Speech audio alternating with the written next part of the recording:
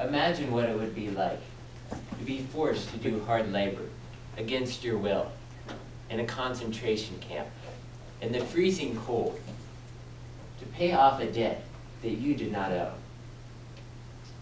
Current government spending is out of control, and unless something is done about it, you and I may be forced into slavery. Today, I will help you see that our nation is in grave debt due to unconstitutional spending, and persuade you that we can do something about it. First, our nation is in serious debt. According to Wikipedia, the national debt is $14.03 trillion. And according to defeatthedebt.com, in the United States this year, we will accumulate $3.5 billion in new debt each and every day. Now, $1 trillion is a big number. It may be kind of hard to get a picture of what that really looks like. Here's one way to look at it. If you had 1 trillion $1 bills and laid them end to end, you could go to the moon and back 200 times. Since 1961, the United States government's national debt has never gone down. It has increased every year. Now, if that isn't serious debt, I don't know what is. Next, the government has taken liberties to use funds in a way that is unconstitutional. Where did all this debt come from? It has been a problem for quite some time.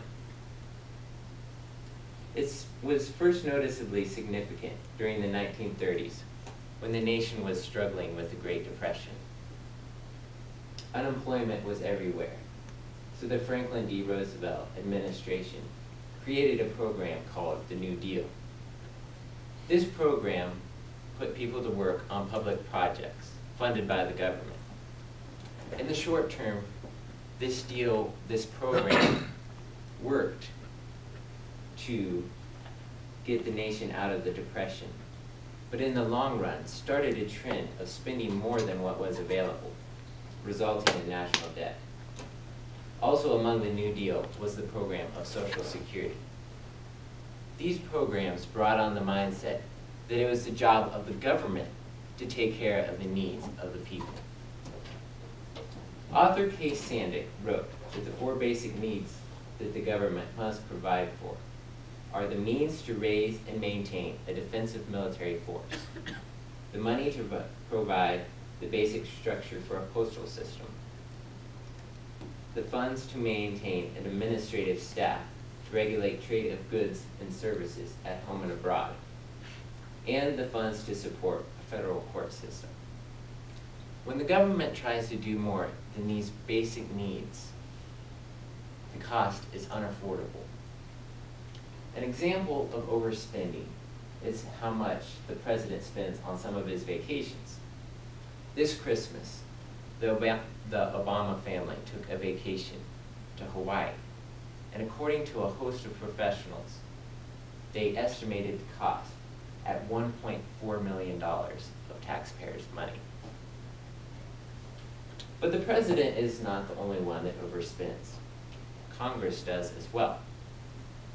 The textbook, Economics, Work, and Prosperity, gives the example of when Davy Crockett was a congressman. Now, there was a certain bill that was proposed to the House of Representatives that funds should be given to the widow of a distinguished naval officer.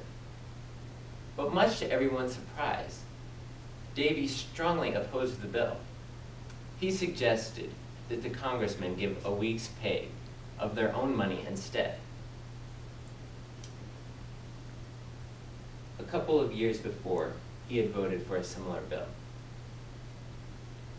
But as he was campaigning, he met a farmer who pointed out that the Constitution doesn't give any authority to use public money for charity. The farmer went on to say, "The people have delegated to Congress by the Constitution the power to do certain things.